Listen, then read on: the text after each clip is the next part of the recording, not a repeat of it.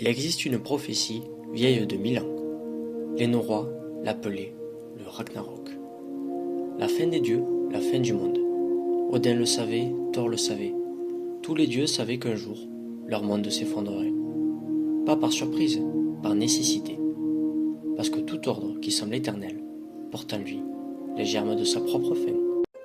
Les dieux nordiques avaient leurs ennemis, les géants, le chaos, l'inévitable. En 1914, les dieux de l'ancien monde avaient les leurs.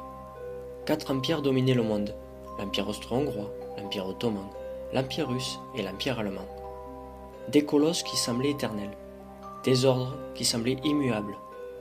Et au-dessus de tous, l'empire britannique, le maître des mers, le centre du monde. Il ne tombe pas, il se dilue, lentement, imperceptiblement. Et le centre de gravité du monde commence à traverser l'Atlantique, vers une puissance que personne n'avait encore vraiment vu venir, l'Amérique.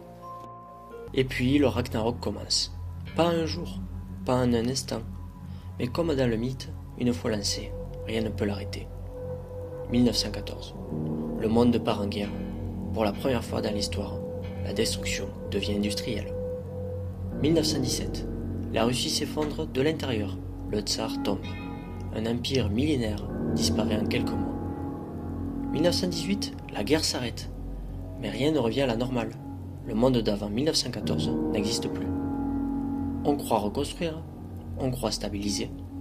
Et 1929. Wall Street s'effondre. Et les dernières certitudes de l'ancien monde partent avec lui.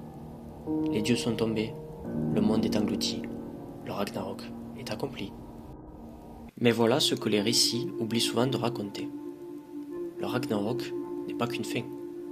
Dans la mythologie nordique, après le chaos, après l'engloutissement, la terre remonte des eaux. Verte, nouvelle, vivante. Les anciens dieux sont morts, mais de nouveaux êtres émergent. Un nouveau cycle commence. Et 1929, c'est exactement ça. Le monde d'avant est mort, les empires sont tombés, les certitudes ont disparu.